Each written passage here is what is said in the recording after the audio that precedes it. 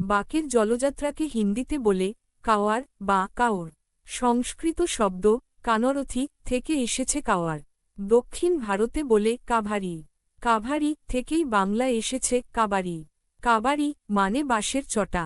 বর্তমানে বাঁশের চটা থেকেই প্রধানত বাক তৈরি হয়। স্কন্দচাপ বা বাকে বহনকারীর নাম ভারী, বাকিদার বা বাকি। অভিষেক শব্দটির আক্ষরিক অর্থ হল আদ্রিকৃত বা স্নাত। শ্রাবণ মাস শিবের মাস। চৈত্রের আমেজ ভরা ফুরফুরে হাওয়া, চারিদিকে পবিত্র ফুল চন্দনের গন্ধে, চারিদিকে পজিটিভ অ্যাটমসফিয়ার।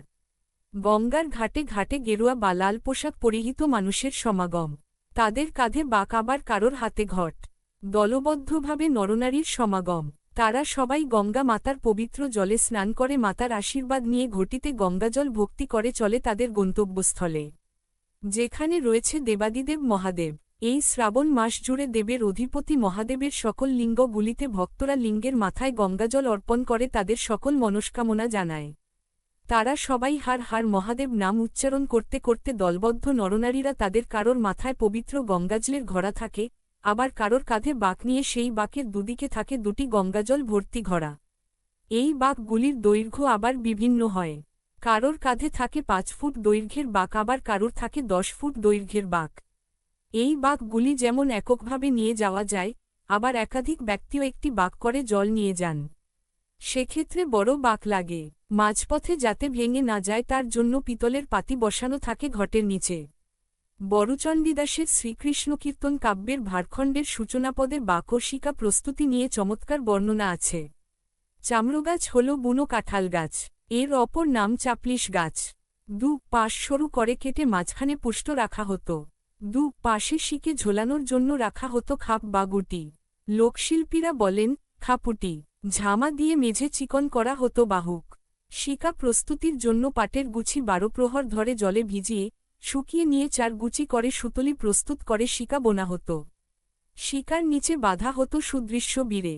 বাঁক ও শিকা হরিহর আত্মা। শিকা আজও পাটের সুতলির তৈরি জালিকা।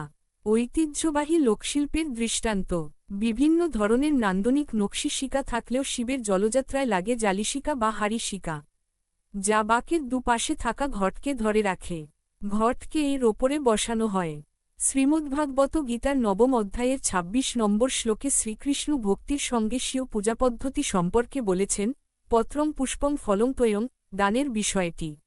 হিন্দু পুজো মাত্রেই জলপূর্ণ ঘট অত্যাবশ্যক উপকরণ। সনাতনীরা বিশ্বাস করেন জলপূর্ণ ঘটের তলদেশে থাকেন ব্রহ্মা, মধ্যে বিষ্ণু এবং গোলদেশে থাকেন স্বয়ং মহাদেব। হিন্দুদের পারিবারিক দেবপূজার অন্যতম বৈশিষ্ট্য হল নিত্যস্নান। বাঁকে থাকে 2টি ঘট, শিব শক্তি বা হরিহরের প্রতীক। আর এই দৃশ্য শুধু বাংলায় নয়, পঞ্জিকা ভেদে ভিন্ন সময়ে ভারতের প্রায় সর্বত্র দৃশ্যমান। দেবতার মাথায় বা বেদিতে জল ঢালা শুধু ভারতীয় সংস্কৃতি নয়, বিশ্বের প্রাচীন লোকায়ত ধর্ম সংস্কৃতির অঙ্গ। ইউরোপীয় পরিমণ্ডলে পবিত্র জলাভিষেকের নাম ছিল লিব্যাশন ও লাস্ট্রেশন। শ্রাবণ চৈত্রের এই বিশেষ পুজোর নাম জলঢালা। শিবের জলযাত্রায় মানত অনুসারেও বাকিদারের শ্রেণী বিভাজন লক্ষ্য করা যায়। সাধারণ বাকিরা জলযাত্রার উদ্দেশ্যে ভ্রমণ করার সময় চটিতে সাময়িক বিশ্রাম করেন।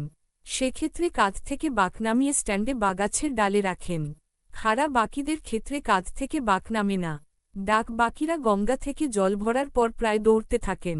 উত্তর দিকে মুখ করে বাঁকের জল শিবলিঙ্গে ঢালেন পরম ভক্তিভরে। শিবভক্তরা জীবনভর অন্তত 4 বার এই জলদান করে থাকেন। জল জীবন, উর্বরতা, শীতলতা ও আরোগ্যলাভের প্রতীক। শুধু দেবতাকে প্রসন্ন করার জন্য জলদান হয় না। খরা, মহামারী, দুর্ভিক্ষ প্রশমন, বন্যা প্রতিরোধ এবং চাষের কাজে বৃষ্টির জন্য জলাভিষেকের বিচিত্র লৌকিক অনুষ্ঠান বাংলার লোকায়ত সংস্কৃতির অন্যতম গৌরব।